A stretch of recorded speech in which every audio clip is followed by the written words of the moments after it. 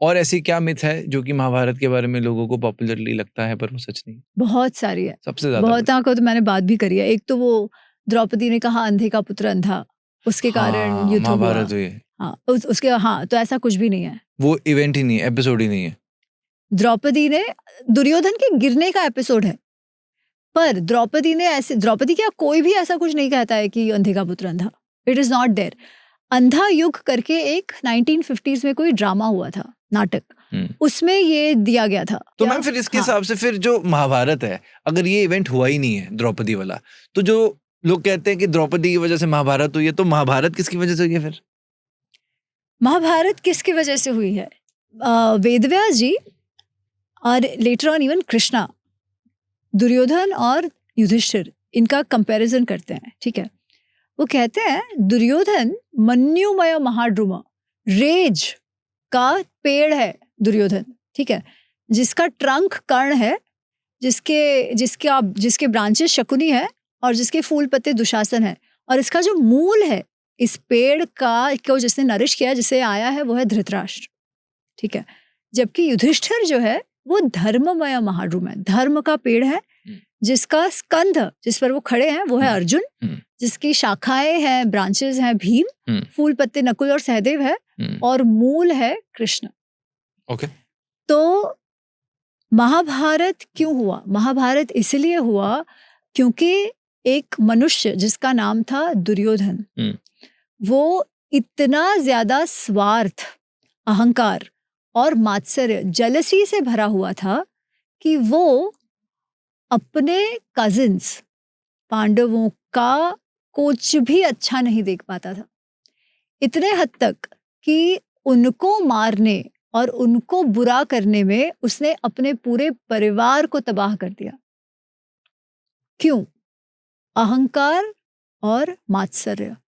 और उसमें उसका साथ दिया उसके मित्र कर्ण ने, और उसको और उकसाया, या उसे जो रोक सकते थे वो एक ही थे, जो राजा थे धृतराष्ट्र, जो रोक सकते थे इसे, पर कभी नहीं रोका और केवल बढ़ावा दिया, वो थे धृतराष्ट्र।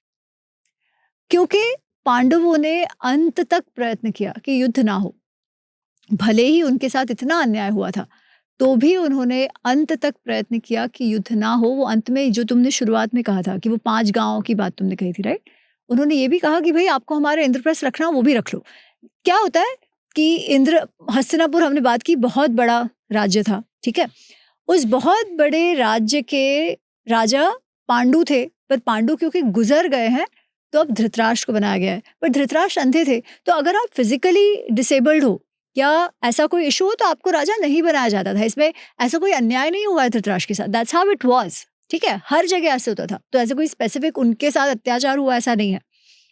तो फिर क्या होता है, जब ये बच्चे बड़े हो गए हैं तो दुर्योधन को लगता है राज्य मेरा है, जबकि पांडु के बेटे तो युधिष्ठिर भी हैं जो राजा के बेटे हैं, राइट, और सबसे बड़े, अगर वो सेकेंड जनरेशन में देखो तो सबसे बड़े कौन है? युधिष्ठिर। तो Yudhishthir also has a claim. Now Duryodhan in a way is also not wrong, उसको लग रहा है मेरे पिताजी राजा हैं तो मेरा भी होना चाहिए। अब इस बात से ऑलरेडी उनके बीच, ऑलरेडी दुर्योधन जो है ही वाज, उन्हें बहुत बिल्कुल पसंद नहीं थे पांडव, ऑलरेडी चल रहा था, क्योंकि पांडवों के गुण भी इतने अच्छे थे कि हस्तिनापुर के जो सिटीजन्स थे दे प्रेफर्ड युधिष्ठिर ओवर दुर्योधन।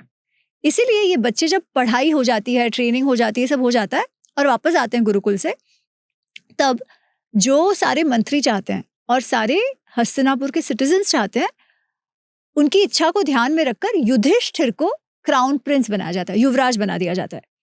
अब obviously Duryodhan is not happy, तो वो क्या करता है, अपने फ्रेंड्स के साथ मिलकर, कर्ण, दुशासन, शकुनी के साथ मिलकर और धृतराष्ट्र को इन्वॉल्व कर पूरा एक षड्यंत्र, कॉन्स्पिरेसी रचता है कि ये जो पांडव है, 5 पांडव और कुंती माँ के साथ, उनको वारणाव्रत भेज दो। वारणाव्रत उन्हीं का एक कस्बा जैसे था, वहां पर वो कहते हैं 1 साल तक भेज देंगे और वहां एक महल बनाकर उनको जला देंगे, उस महल में रखकर। ये उनका प्लान होता है, सबके सामने ऐसे दिखाया कि नहीं हमने तो उनको कहा है वहां उत्सव है, आप जाओ।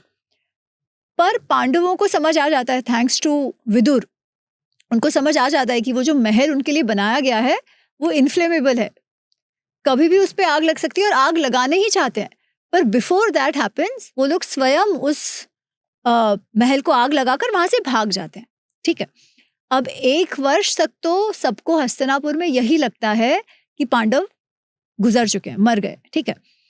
पर फिर वो द्रौपदी का स्वयंवर, ये तो बच गए, तो 1 साल वो लोग वापस वन में रहे हैं वगैरह वगैरह। फिर द्रौपदी का स्वयंवर होता है जो अर्जुन जीतता है, फिर 5 के साथ द्रौपदी का विवाह होता है।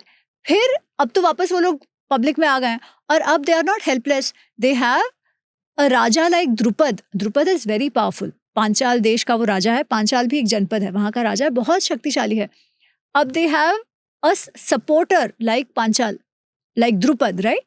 तो इसलिए अब उनके पास एकदम हेल्पलेस नहीं है वो लोग, अब वो पब्लिक में आ गए और उनको वापस हस्तिनापुर बुलाया जाता है। फिर जो सारे मंत्री हैं, विदुर, भीष्म, द्रोणा, सब एकत्रित होते हैं एंड दे डिसाइड कि how do we do something which is fair to both, कि दुर्योधन को भी ऐसे ना लगे कि मेरे साथ अन्याय हुआ है और युधिष्ठिर को भी ना लगे। तो सोच समझ के वो बंटवारा करते हैं, दे डिवाइड। जैसे आज भी इंडस्ट्रीज में भी होता है, फैमिली बिजनेसेस में होता है कि you want to be equitable to both, तो डिवाइड करते हैं। हस्तिनापुर जो मेन राज्य है वो दुर्योधन के लिए रखा जाता है और खांडव प्रस्थ करके एक जगह है जहां पहले तो जंगल है, बैरन है, कुछ नहीं है, वो एरिया जो है वो पांडवों को दिया जाता है, ठीक है।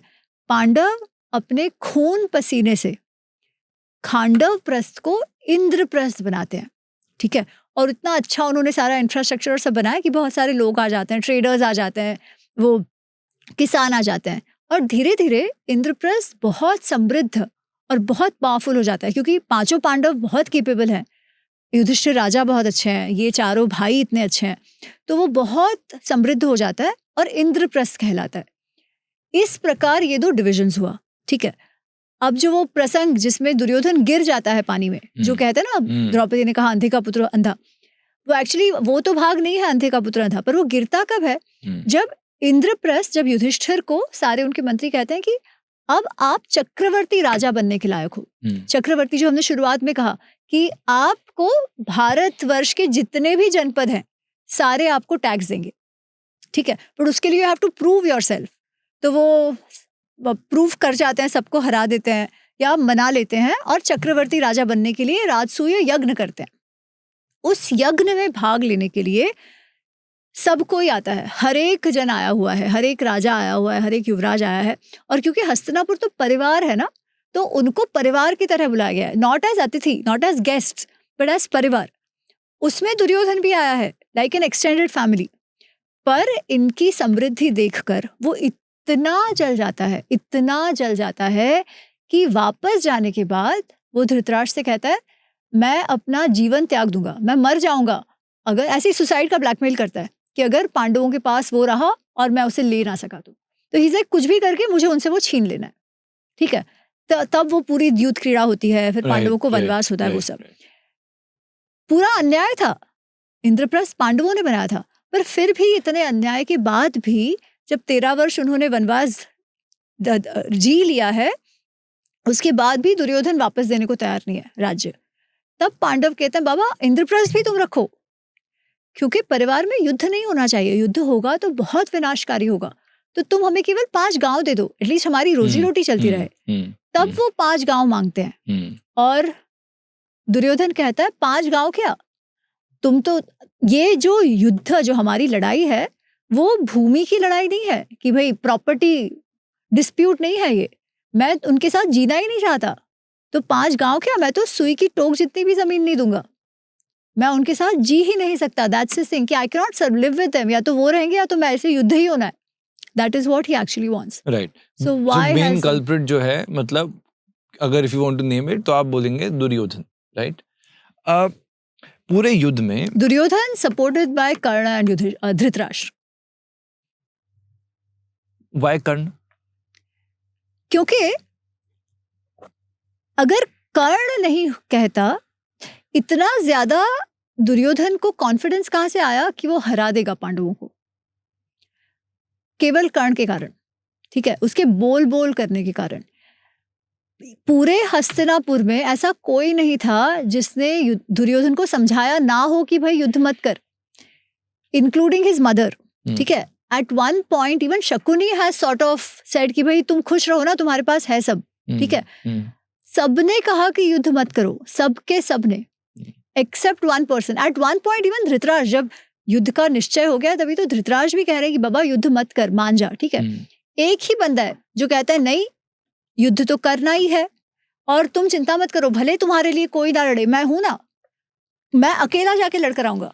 This despite him losing every battle he fought with the Pandavas, ठीक है। पर बिल्कुल कभी दुर्योधन को सेटल ही नहीं होने दिया, कभी उसको नेगोशिएट ही नहीं करने दिया, कभी उसे पांडवों के साथ बात करने ही नहीं दिया। वो काम कर्ण ने किया है।